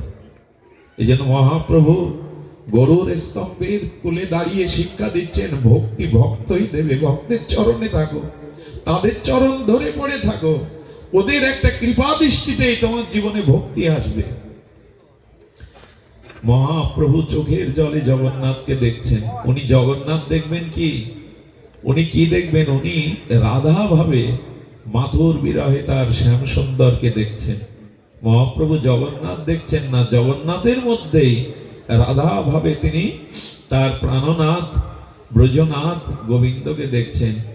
আর দেখতে দেখতে চোখের জলে ভেসে যাচ্ছে। মহাপ্রভুর ভাবটা দেখুন, জগন্নাথকে দেখছে আর ভাবাবেশে কণ্ঠ দিয়ে জগন্নাথ বেরোচ্ছে না। মানুষ যখন ভক্তি আসে, প্রেম আসে, তখন তার কণ্ঠ রুদ্ধ হয়ে যায়, তার শব্দ রুদ্ধ হয়ে যায়। মহাপ্রভু কি বলছেন জানেন? যজ যজ গগ গগ, জগন্নাথ হচ্ছে না। কণ্ঠটা বাষ্প এসে যেন রুদ্ধ করে দিয়েছে। যজ যজ গগ গগ। গোবিন্দ দাস বলছেন প্রভু, গোবিন্দ দাস বলছেন প্রভু সকাল থেকে মুখে কিছু দাওনি, একটু প্রসাদ তো নেবে। মহাপ্রভু হাত ইশারা করে বলছেন আরেকটু দেখতে দাও, আরেকটু জগন্নাথ। আচ্ছা, আমরা জগন্নাথকে এভাবে দেখি তো, ভগবানকে মন্দিরে এভাবে দেখি তো? সেই অন্তরের ভক্তি দৃষ্টি দিয়েই, ব্যাকুলতা দিয়েই ভগবানকে দেখছে। জানেন, মহাপ্রভু জগন্নাথকে দেখতে দেখতে যতটা কেঁদেছিলেন এ আমি আপনাদের বিশ্বাস করাতে পারবো না। ওই চোখের জল একটা নালা তৈরি হয়েছিল, একটা ছোট খাল তৈরি হয়ে গেছিল। এরই নাম ভক্তি। ওই অপূর্ব পূর্ব মাধুর্য থেকে নয়ন ফেরাতে পারেন। একদিন মহাপ্রভু জগন্নাথের আরতি দেখছেন, মানব প্রাচীর হয়ে সবাই দেখছে। একটা খর্বকায় মহিলা, খর্ব মানে বেটে মা, মাতৃজাতি খর্বকায়, সে জগন্নাথের আরতি দেখত। এত ব্যাকুল সে, আরতি দেখতে এসে মানব প্রাচীর ভেদ করে এসে জগন্নাথের আরতি দেখতে পাচ্ছে না। ব্যাকুল হয়ে উৎকণ্ঠিত হয়ে ছুটছে, কোথায় একটু আরতি দেখবো। হঠাৎ ওর আবেশে দেখছেন একজন কেবল পাশে স্তম্ভের পাশে দাঁড়িয়ে আছে। আসলে ও বুঝতে পারেনি চৈতন্য মহাপ্রভু ইনি। ওই মাটা কি করলো জানেন? জগন্নাথের আরতি দেখবে বলে পাঁচিলের ওপরে পা দিয়ে একটা পা মহাপ্রভুর কাঁধে দিয়ে দিয়েছে। যে মহাপ্রভু সন্ন্যাসের পরে বিষ্ণুপ্রিয়ার মুখ দেখেননি, তার কাঁধে একটা সাধারণ খর্বকায় মা জগন্নাথকে আরতি দেখবে বলে আবেশে পা দিয়েছেন।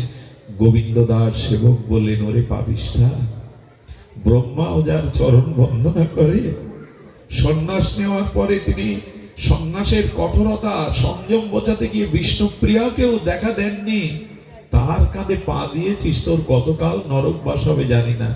রেগে মেগে ওই মাটিকে উনি লাভাতে যখন উদ্যত হবেন, মহাপ্রভু ইশারায় নিষেধ করলেন, ওকে ডেকো না, ওকে বাধা দিও না। ও জগন্নাথের প্রেমাবেশে, জগন্নাথের মধুর মূরতি আরতি, আরতি মানে বিশেষ রতি, ওই আরতিতে ডুবে গেছে। ওই মহিলাটা আরতি দেখতে দেখতে প্রেমে ওর গা কাঁপছে। মহাপ্রভু দেখলেন এভাবে পড়ে যাবে তো, মহাপ্রভু নিজেই ওই মহিলার পাটা হাত দিয়ে ধরেছে যাতে পড়ে না যায়, যাতে। আমার কি মনে হয় জানেন, যার জীবনে শুদ্ধ ভক্তি এসেছে, লোক দেখানো না, তাকে ভগবানই ধরে রাখেন, সে পড়ে না, তাকে পড়তে দেয় না ভগবান, তাকে পড়তে দেয় না। আরতি শেষে মায়ের জ্ঞান ফিরে এলো, দেখলেন শ্রীকৃষ্ণ চৈতন্য মহাপ্রভুর কাঁধে উনি পা দিয়ে আরতি দেখেছেন। অনুশোচনায় দগ্ধীভূত হয়ে চরণে পড়ে গেলে, প্রভু তুমি ক্ষমা না করলে আমার কোনো গতি হবে। আমার মতো নর্দমার একজন কীট পাপিষ্ঠা মহিলা, আমি আপনার শ্রীঅঙ্গের কাঁধে পা দিয়েছি, আপনাকে নামাইয়ে দেননি, প্রভু ক্ষমা করুন। মহাপ্রভু চোখের জলে হাত দোকানা সামনে প্রসারিত করে অঞ্জলি করে বললেন, মা রে দে, আমার কাছে তুই কি ক্ষমা চাইবি? জগন্নাথ দর্শনে তোর যে ব্যাকুলতা, তোর যে ভক্তি আমার নাই মা, ওইটুকু আমাকে দে। আমি যেন জগন্নাথকে দর্শন করতে গিয়ে আমার ভিতরে এই ভাব, এই ভক্তি জেগে ওঠে। মহাপ্রভু 24টা বছর এই লীলাচলে ছিলেন, অবরুদ্ধ হয়ে নিজেই ছিলেন গম্ভীরার মধ্যে, তৃষ্ণা মেটেনি। এই জন্য ভক্তি এমন একটা রস, এটা ধীরে ধীরে ধীরে ধীরে উত্তর বৃদ্ধি পায়, একে বলে ভক্তি। হরি কথা হরিনাম যত শুনবেন এর পিপাসা মিটবে না। এই জন্য নিত্য নিরন্তর নবনয়নমান আস্বাদ্য চমৎকারিত রস, কারণ জগতে রস নাই। শুনুন, এই রস কোথায় জানেন? রসবৈষা, ভগবানই হলো রস। রসবৈষা, আর কি বলেছেন? লব্ধানন্দী ভবতী, আনন্দ বা রস, এগুলো ভগবান থেকে এসেছে। আচ্ছা, এই যে মাটির বুকে ফুলের বীজ বপন করে, ফুলের চারা বপন করে, তার থেকে ফুলের যে সুগন্ধ আসে, মাটি এই গন্ধটা কোথায় পায়? মাটিতেই কিন্তু গন্ধ। ফুল গন্ধটা নেয় কোথা থেকে? মাটি থেকেই তো নেয়। ওই ফুলের সংস্কারের মধ্যে সৌন্দর্য আছে, গন্ধবতী পৃথিবী থেকে মাটি নেয়। পৃথিবীকে প্রশ্ন করুন তো, মাটিকে তুমি এই গন্ধ কোথায় পেলে? জুই, চামেলি, গোলাপের, রজনীগন্ধার, বলো গন্ধটা আমার না। গোবিন্দের চরণের যে সুগন্ধ আছে, সেই গন্ধটুকু গোবিন্দ এই ধরিত্রীতে চরণ রেখে একটু দান করেছিলেন, সমুদ্রের এক বিন্দু। তাই মাটি ফুলের বক্ষে গন্ধ বিলিয়ে দেয়, গন্ধটা ভগবানের চরণে। আচ্ছা, এক এক গাছে এক এক রকমের সবুজ পাতা, এক পাতাবাহারেই দেখবেন 3 কালার, হলুদ কালার, সবুজ কালার, লাল কালার। তো ওই কালারগুলো, নীল ফুলে নীল আসে কোথা থেকে? সাদা ফুলে সাদাটা কোথা থেকে আসে? বলে যে ফুলের যে সংস্কার, আর ওই রংটা পায় সূর্যের রংধনু থেকে। সূর্যের 7টা রং আছে, ওই সূর্যের রংধনু যে যে বৃক্ষের যে যে ফুলের যে সংস্কার, ওখানে ওই রংটাও টেনে নেয়। যেমন বৃষ্টির জল তিতিও না, মিষ্টও না, কিন্তু বৃষ্টির জলটা যেমন নিম্ন বৃক্ষ টেনে নেয়, নিম গাছের চারা যখন টেনে নেয়, তখন ওর মধ্যে গিয়েও তিত রস হয়। যখন আখ গাছ টেনে নেয়, তখন ওর মধ্যে গিয়ে আসলে জলের মধ্যে ওই তিক্ততা, মিষ্টতা, রস ছিল, কিন্তু আমরা আবিষ্কার করতে পারবো না। ওটা যে গাছের যে সংস্কার, তেমনি এই রস কোথা থেকে এসছে জানেন? আনন্দ রসময় রসিকেন্দ্র মৌলি রসিক শেখর, ভগবান থেকে এই রস এসেছে। এই যে মানুষ যে রস উপলব্ধি করে, এই রসের উৎস হলো ভগবান। তবে সেই রসটাকে যেন আমরা কামনার রসে রূপান্তরিত না করি। যেদিন আনন্দময় ভক্তি রসে রূপান্তরিত করতে পারবো, সেই দিনই এই জীবনে আনন্দ পাবো। আনন্দ ভক্তি রসে ছাড়া অন্য কিছু তো নাই। এবার ব্যাসদেব বললেন ভক্তির সংজ্ঞা শুনুন। ভক্তি কাকে বলে? আমি বেশি সময় না নিয়েও একটু ভক্তির সংজ্ঞা যখন শুরু করেছি বলি। ব্যাসদেব বললেন ভক্তি শব্দটা নিষ্পন্ন, সম্পন্ন হয়েছে যে ধাতু থেকে, ওই ধাতু আলোচনা করলেই ভক্তি বোঝা যাবে। দেখুন, বীজ থেকে যেমন বৃক্ষ হয়, তেমন প্রতিটি শব্দ বীজ ধাতু থেকে তৈরি হয়। ভক্তি শব্দটা এসছে ভজ ধাতু থেকে। কি ধাতু থেকে? ভজ ধাতু। ভজ ধাতু 3 প্রত্যয় যোগে ভক্তি শব্দ নিষ্পন্ন হয়। ব্যাসদেবের কথা এটি। তো ভজ ধাতুর অর্থ কি? ভজ ধাতু থেকে ভক্তি। ভজ ধাতুর সরলত্ব হলো সেবা, অর্থাৎ ভগবানকে, ভক্তকে সেবা করার নামই হলো ভক্তি। সেবা শব্দের অর্থ হলো আনন্দ বিধান, সুখ বিধান। কাউকে সেবা করলে তার সুখ হয়। তো যেদিন আমার তনু মন প্রাণ দিয়ে আমি ভক্ত ভগবানকে সেবার দ্বারা নিঃস্বার্থ প্রেমানন্দ দিতে পারবো, এই সেবাটাই, এই আনন্দ সুখ দেওয়াটার নামই হলো ভক্তি। আমরা দেই তো, ভগবান যাতে সুখী হয় তা করি তো, ভগবান যাতে আনন্দ পায় তা করি তো। শুধু ভক্তবৃন্দ, এখানে একটি কথা বলা দরকার। আমাদের জগতের সেবা আর ভগবানের সেবা একরকম, আনন্দটা 2 প্রকারের। আচ্ছা, লক্ষ্য করুন তো, আপনি বাড়ির কোনো, আপনার বাড়িতে গিন্নি নাই, গিন্নি মাতা বাড়ি নাই, কেউ নাই, শীতের দিনে এক কাপ চা খেতে ইচ্ছা করেছে, আপনি যদি আপনার চাকর বাকরকে ডেকে বলেন এক কাপ চা করে দিতে পারিস, বলে মালিক আজ আমার হাতের বানানো চা খাবে? এটা তোমার ভাগ্যে। এই আনন্দে ও চিনির বদলে ওতে লবণ দিয়েছে। আচ্ছা, ও যে আনন্দে মালিক আমার হাতে খেতে চেয়েছে, এই উচ্ছ্বাসে ওর মনে নেই ও সেই চিনির বদলে লবণ দিয়েছে। এই চা খেতে খেতে মালিক সন্তুষ্ট হবে তো, যে তুই আমি খেতে চেয়েছিস আর আমি তোর হাতে খাবো বলে আনন্দে তুই ভুল করে দিয়ে বসছিস, ভাবে দিয়ে বসছিস, এভাবে ক্ষমা করবে তো? বলে যা, বেরিয়ে যা বেটা, চিনির বদলে লবণ। কিন্তু ভগবত জগতে সেবা কেমন জানে? ওখানে যদি কলা ফেলে দিয়ে খোসাও খাওয়ান ভগবানকে, ভগবান বলবে কলার থেকে খোসা যে এত মিষ্টি আমার জানা ছিল না। ওইখানে ভগবান বস্তু দেখে না, লবণ কি চিনি, ভগবান দেখে তার হৃদয়ের ভাবটা। চিরচেনা কথা, বহুবার শুনেছেন। বিদুরের বাড়ি যেদিন ভগবান গেল, এদিন এই দৃশ্য ঘটেছিল। বিদুরানী বললেন, 56 ব্যঞ্জন ত্যাগ করে আজ আমার বাড়ি এসছে ভগবান। রাজপ্রসাদ, রাজ সিংহাসন, 56 ব্যঞ্জন রাজভোগ ত্যাগ করে গোবিন্দ আমার পণ্য কুটিরে, তারপরে আমার ঘরে তাকে সেবা দেওয়ার কিছু নেই। অথচ 20 বার বলেছে বিদুরানী, দাও না, কিছু খেতে দাও না। আমার কি মনে হয় জানেন, যতটুকু গুরু কৃপায়, আপনাদের প্রসন্ন কৃপায় শাস্ত্র দেখেছি, আমি বারবার দেখেছি ভক্তের কাছে গেলে ভগবানের ক্ষুধা পায়, অভক্তকে দেখলে বরঞ্চ ভগবানের ক্ষুধা, যদিও তার ক্ষুধা তৃষ্ণা নাই, তবু আপ্তকাম পুণ্যকাম ভগবান। যেমন ব্রজবাসীরা তাকে এত ভালোবেসেছিল, ব্রজবাসীদের দুয়ারে না দিলেও চুরি করে খেত। আমি যে ভক্তির কথা বলছিলাম, সে বড় মহিমা, আমি একটু পরে আসি। গোবিন্দ বলছে দেখো এই ভক্তির মহিমা দেখো। আজকে বিদুরানীকে বলছে, বিদুরানী দাও না। বিদুরানী চোখের জলে বললেন, দুর্যোধনের 56 ব্যঞ্জন ত্যাগ করে আমার কুটিরে এসে চাইছে, ঘরে কিছু নাই, কোথায় মুখ লুকাবো? কদলী বাগানে গিয়ে দেখে, কলার বাগানে গিয়ে দেখে এক কাঁদিতেই কিছুটা এক ছড়া কলা পেকেছে, ওটাও ভগবানের ইচ্ছা। তাহলে কাঁদিতেই বা কলা পাকবে কেন? ওইটা দ্রুত এনে আবেশে কলাটা ফেলে দিয়ে খোসা খাওয়াচ্ছে। মনে পড়ে আপনার রাম আর লক্ষ্মণ বনবাসে শবরীর কুঠিরে গিয়েছে। শবরীর চোখ দৃষ্টি ভালো ছিল না, তাই বারবার বলতেন। গুরু মাতণ্ড ঋষি বলেছিলেন, ও শবরী, রাম রাম জপ কর, একদিন তোর এই পণ্য কুঠিরেই রাম আসবে। কি করতো জানেন? ফুলগুলো রাস্তায় চাদর বিছিয়ে দিত।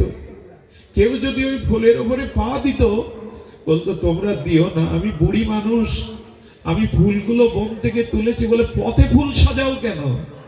বলে আমার রাম বনবাসে এসছে, তার পায়ে পাদুকা নেই, এই পথে আসতে গিয়ে যদি কাকর কাটা ফোটে, তাই প্রতিদিন আমি ফুল দিয়ে সাজিয়ে রাখি। আর কি করে জানেন? মালা গাঁথতে গাঁথতে ছুঁচের আঘাতে হাতটা ঘা হয়ে গেছে, তবু মালা গাঁথতে রাখে। আর কি করে জানেন? আমার রাম এসে যদি বলে ক্ষুধা লেগেছে, তাই বনে কিছু ফল তুলে এটো করে দেখে কোন ফলটা মিষ্টি। আমার তো দৃষ্টি নেই, যে ফলটা মিষ্টি লাগে ওই ফলটা পাতার উপরে মেঝেতে রেখে দিয়েছে, আমার রাম যদি আসে খেতে চায়। রাম এলো, শবরীকে বললেন, শবরী বড় ক্ষুধা পেয়েছে, দাও না কিছু খেতে দাও। এই হলো ভগবানের বিষয়, ভক্ত দেখলেই তার, কারণ সেবাই হলো ভক্তি। ভক্তি কাকে বলে? সেবা দিয়ে আনন্দ দেওয়ার নামই হলো। আমরা শুধু সেবা নিতে শিখেছি, সেবা দেওয়া হয়নি বিধায় আমাদের মাঝে ভক্তি এখনো আসে। অন্যকে সেবা করে দেখবেন কি আনন্দ তাতে। সেবা আমরা নিতে শিখেছি।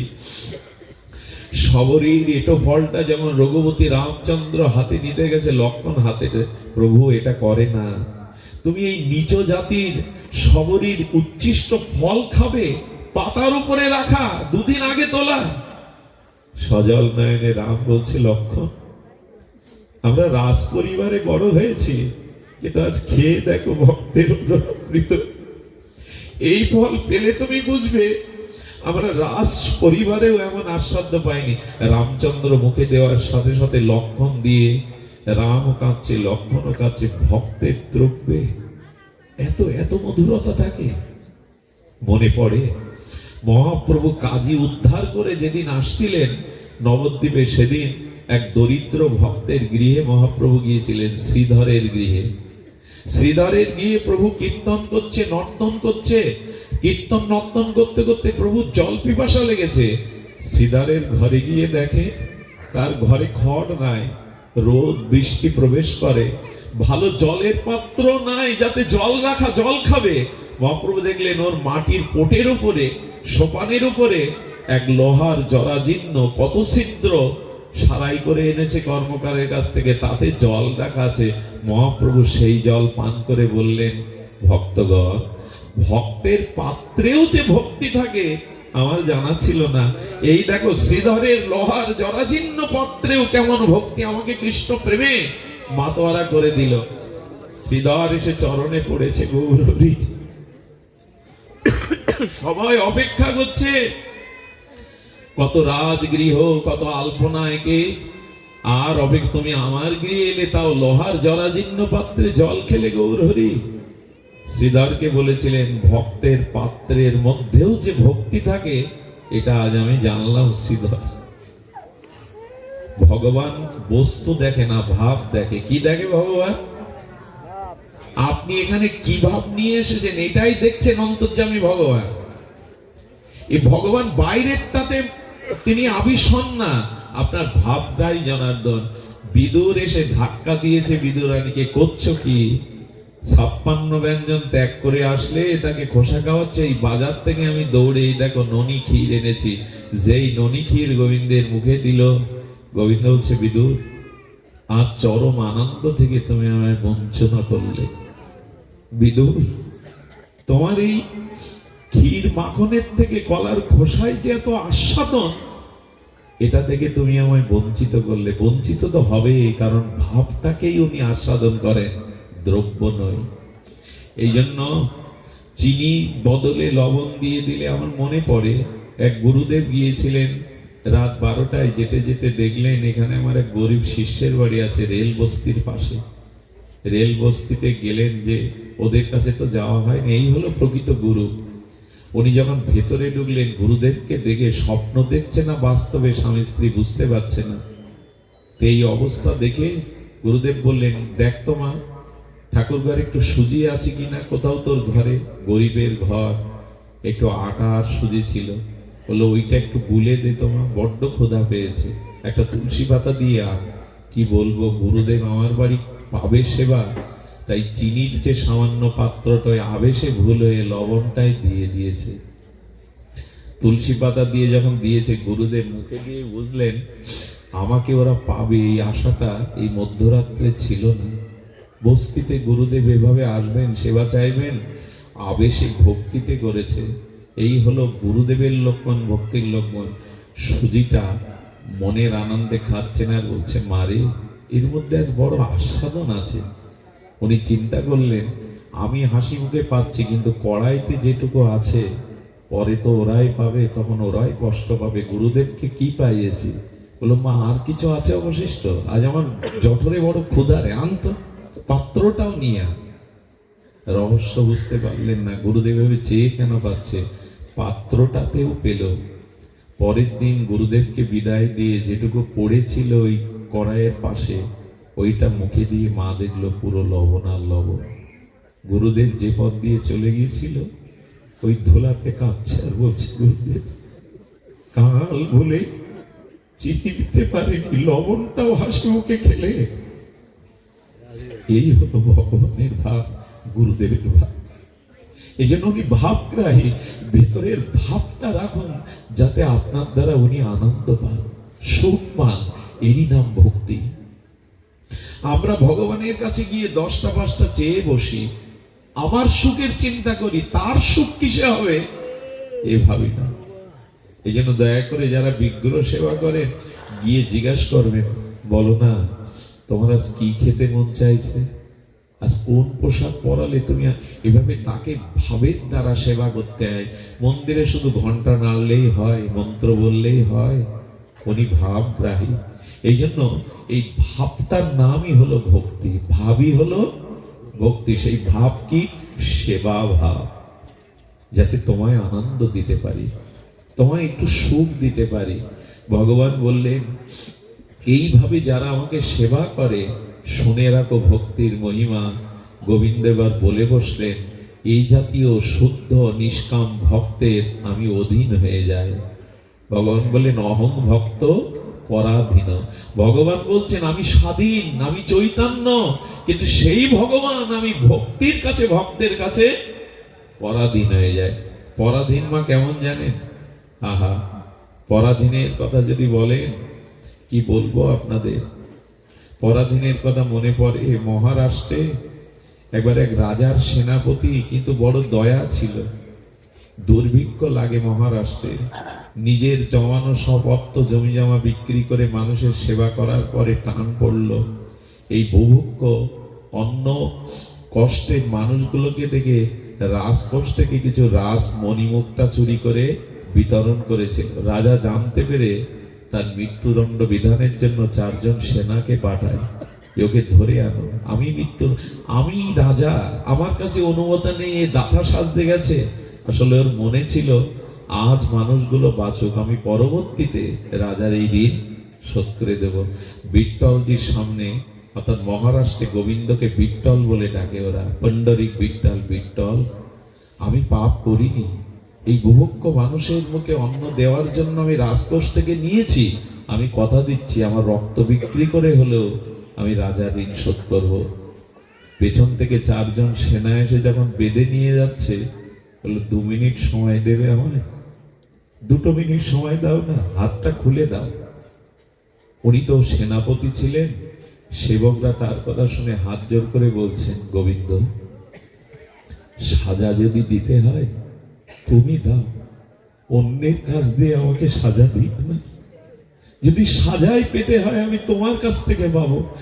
দয়া করে, কৃপা করে অন্যের হাতে আমাকে সাজা দিও না, তুমি দাও। যেই এই চোখের জলে প্রার্থনা করেছে, কি ঘটলো জানেন? এটা সত্য যুগের নয়, তেতার নয়, দাপারে নয়, 700 বছর আগে ঘটে যাওয়া মহারাষ্ট্রের ঘটনা।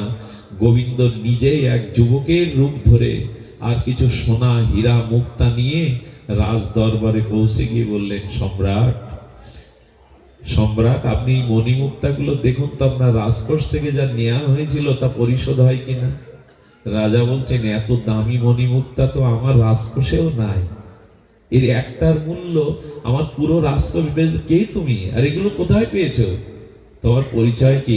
তোমার কণ্ঠ, তোমার শরীরের মধ্যে এত জ্যোতি, কে তুমি? আগে তো তোমায় দেখিনি। ভগবান কি পরিচয় দিল জানেন?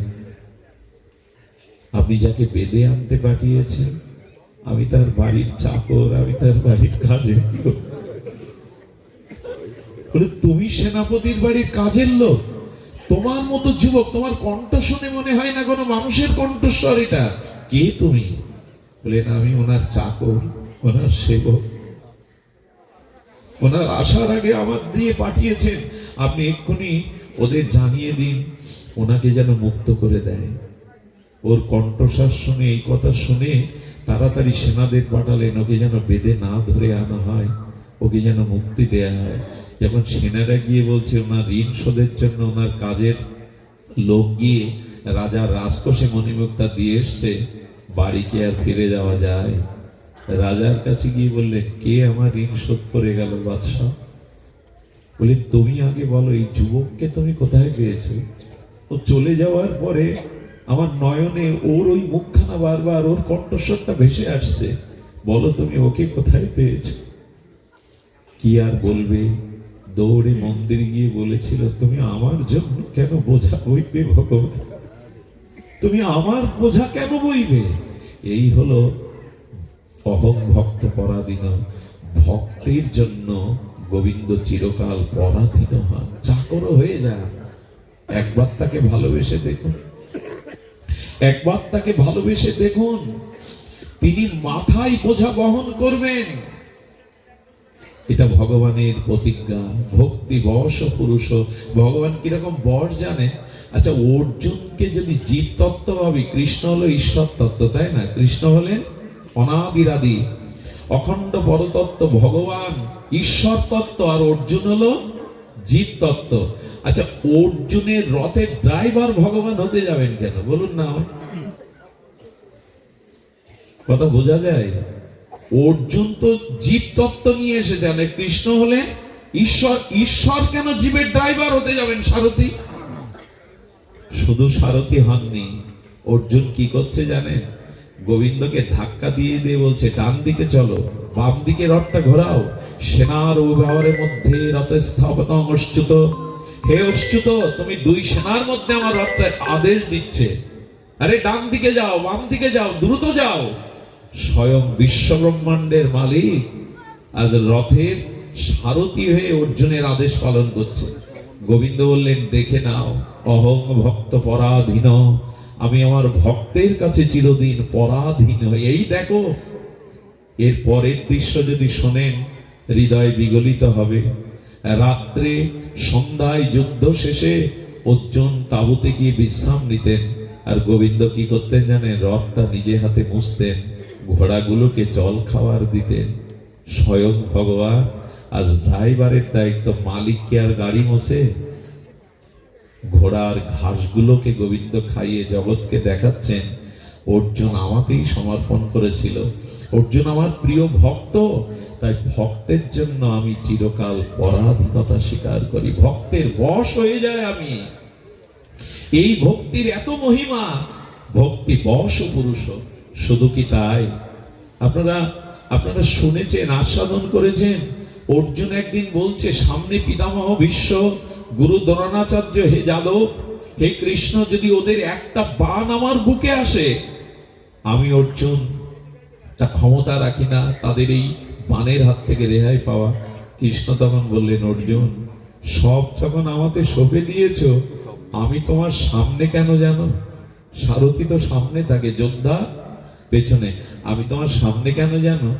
সব যখন আমাকে সঁপে দিয়েছ, তখন বাণ যদি আসে তোমার বুকে, আমি আগে কেন দাঁড়িয়ে জানো? বাণটা আমার বুকে নেব, ভুল, আমি তোমার বুকে লাগতে দেব না, দেইনি।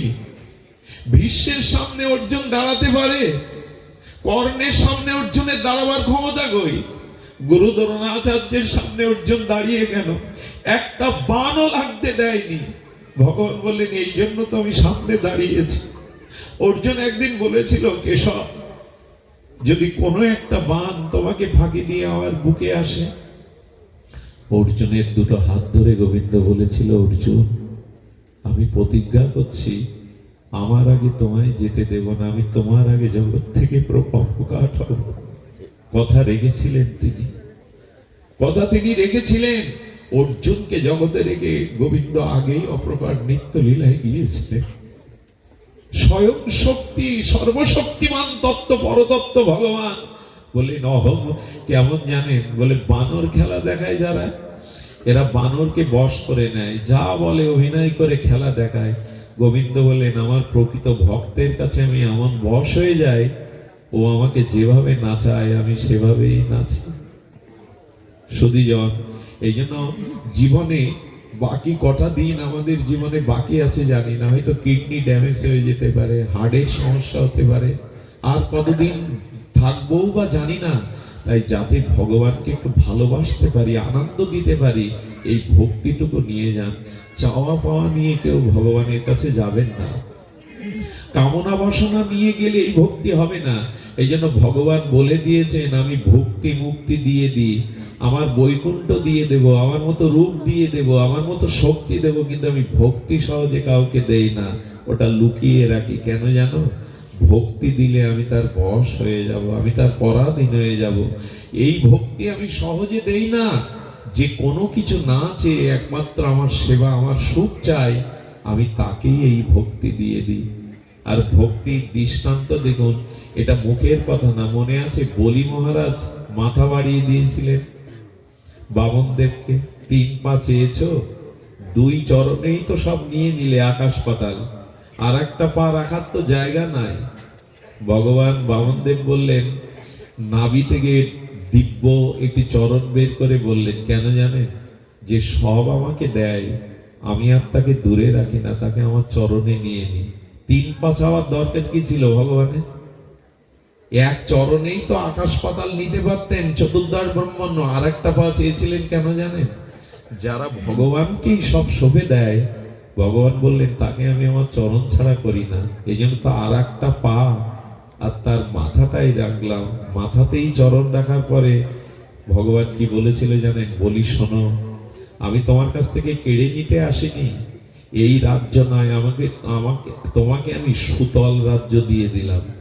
সুতল পাতালে সুতল রাজ্য দিয়ে দিলেন। আর গোবিন্দ কি করলেন জানেন? শুনলে অবাক হতে হয়। গোবিন্দ পাহারাদার হয়ে লাঠি হাতে ওই সুতল রাজ্যে বলির পাহারাদার হয়ে দাঁড়ালো। একবার ভেবে দেখুন তো কিভাবে ভক্তের পরাধীন অননি। পাহারা ধরে দাঁড়িয়েছে। নারদ বৈকুণ্ঠে গিয়ে দেখে লক্ষ্মী দেবীর মুখে আধার। মা, তোমার মুখ বৈকুণ্ঠে আধার হলে মানায় না। বৈকুণ্ঠে কোনো কুণ্ঠা থাকতে নেই, এখানে কোনো দুঃখ জরাব্যাধি মৃত্যু নেই। লক্ষ্মী দেবী বললেন, যার জন্য বৈকুণ্ঠ সেই বৈকুণ্ঠেশ্বর নারায়ণ তো বৈকুণ্ঠে কতদিন আসেনি, জানি না সে কোথায় গেছে, লক্ষ্মীও জানে না। নারদ বলছে, মা আর আসবেও না। বলেন, জানো প্রভু কোথায়? বলো, প্রভু বলি রাজার রাজ্যে দ্বারপাল হয়ে লাঠি হাতে দাঁড়িয়েছে, ওইখান থেকে আর নড়বে না। লক্ষ্মী অবাক হয়ে বললেন, নারদ উপায় বলে দাও। বৈকুণ্ঠে যদি প্রভু না আসেন উপায় বলে দাও। বললেন, এক কাজ করো, বলি বড় দাতাশীল, তুমি বলির কাছে গিয়ে তুমি তাকে দাদা সম্বোধন করে তার হাতে রাখি পরিয়ে দিয়ে বোন হও। বলি অত্যন্ত দাতা উদার, তোমাকে বর দিতে চাইলে তুমি তোমার ওই প্রাণনাথ বৈকুণ্ঠেশ্বর নারায়ণকে চেয়ে নেবে। এই রাখি পরাবার এখান থেকেই শুরু। ধ্যান দিন, এই রাখি পরায় না, এই রাখিটা এখান থেকে লক্ষ্মী দেবী বলিরাজের হাতে রাখি পরিয়ে দিলেন। আশীর্বাদ চাইলে বললে, বল কি চাই তোমার? বলেন, মাথায় হাত দিয়ে বলো, আমি যা চাইবো দেবে। বলো, বলির কাছে এসেছো তুমি, আমার হাতে রাখি পরিয়ে দিয়েছো, তুমি বোন, তুমি চেয়ে নাও। বলেন, ওই যাকে দেখছো ওই দ্বারপাল, ও আমার পতি নারায়ণ, ওকে আমি ফিরিয়ে নিতে এসেছি। বলি তখন চোখের জল বলছেন, বোন ও যদি তোমার পতি হয় তবে আমার প্রাণপতি। প্রাণ চলে গেলে তো দেহ বাঁচে না, ও আমার প্রাণপতি। নারদ এসে উপস্থিত হয়ে বলল, কি ও বলছে পতি আর তুমি বলছো পরমপতি, অক্ষর কটা হলো? পতি শব্দতে 2 অক্ষর আর পরমপতি শব্দে 4 অক্ষর। নারদ তখন বলছেন, আমি একটু মধ্যস্থতা করি, এক এক অক্ষরে যদি 2 মাস হয়, 12 মাসে 1 বছর, এক এক অক্ষরে 2 মাস। লক্ষ্মী বলেছে পতি, তাহলে 2 অক্ষরে 4 মাস উনি বৈকুণ্ঠে থাকবেন। আর তুমি প্রাণপতি বলেছো 4 অক্ষর, 8 মাস তোমার দুয়ারে দ্বারপাল হয়ে দাঁড়িয়ে থাকবেন। লক্ষ্মী তাতেই রাজি হয়েছিল। আমার বলবার অভিপ্রায় হলো, এই হলো ভক্তাধীন ভগবান। দাঁড়ি হয়ে ওইখানেই তিনি অবস্থান করছেন। এটা ভাগবত বলছেন, আপনি আমি ভগবানকে দাঁড়ি করতে চাই না, সারথি করতে চাই না, তবে দাঁড়ি করতে চাই, সারথিও করতে চাই বলে বিশ্রাম করি। সারথি কেন জানেন? হে প্রভু, কিঞ্চিত যদি তোমাকে ভালোবাসি তবে তুমি সারথি হইও।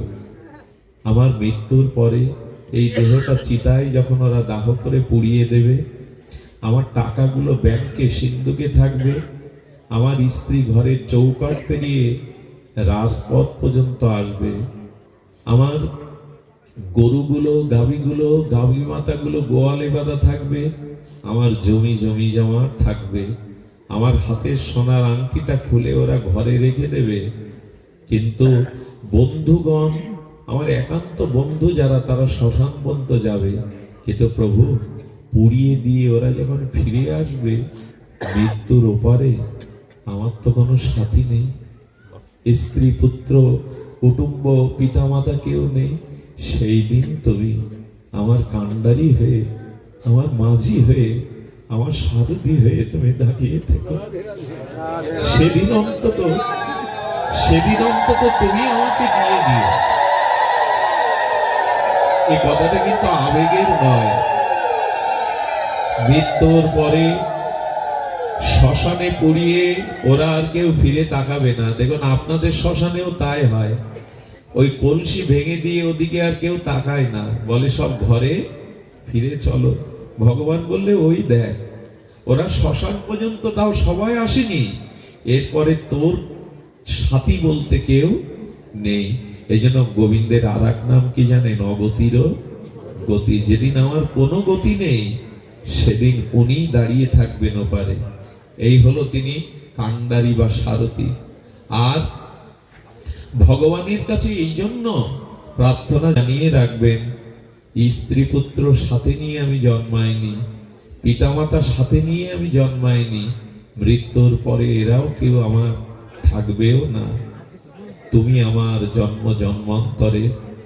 এই যে অনুভূতি, এই অনুভূতির দ্বারা আসুন আমরা ভগবানকে একটু ভালোবাসি। আর এই যে অন্ধকারের কথা বলেছিলাম, এটি দূর করার ভাগবতের অন্তিম মন্ত্রটাই আমরা উচ্চারণ করি। ভাগবতের 18,000 শ্লোকে দ্বাদশ স্কন্ধের এটাই হলো অন্তিম শ্লোক।